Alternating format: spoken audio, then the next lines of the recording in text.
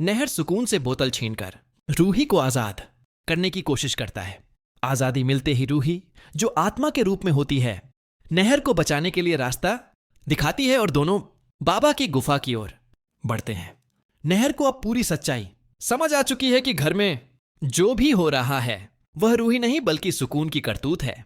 इसीलिए वह सुकून के खेल को हमेशा के लिए खत्म करने का फैसला कर लेता है। सुकून गुस्से में नहार से कहती है कि चाहे वह रूही के शरीर में हो या अपनी आत्मा में, इससे कोई फर्क नहीं पड़ता।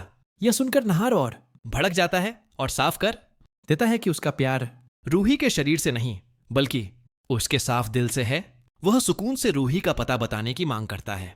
तभी रतन नहार को रोक कर कहता है कि वह क्यों बेवजह है रूही पर शक कर रहा है, जबकि सामने वहीं खड़ी है। यह सुनकर नहार हैरान रह जाता है।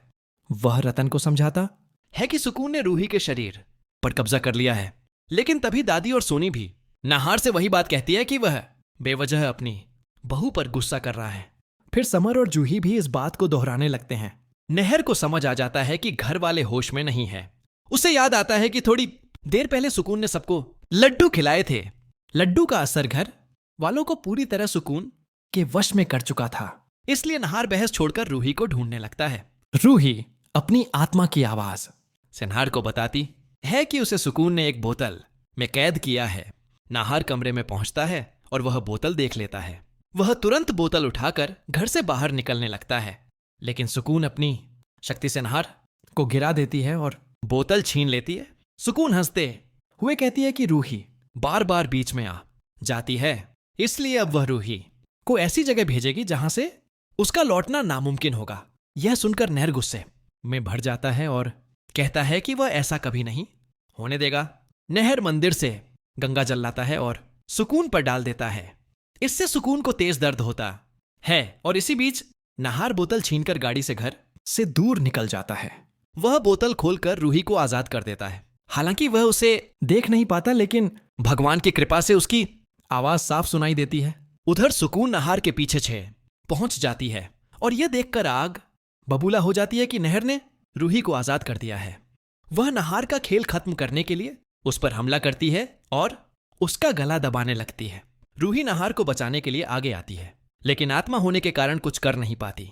वह भगवान से अपने सुहाग की रक्षा की प्रार्थना करती है, जिससे चमत्कार होता है। रूही जैसे ही सुकून को छूती है, सुकून को तेज झटका लगता है और वह जमीन पर गिर जाती है।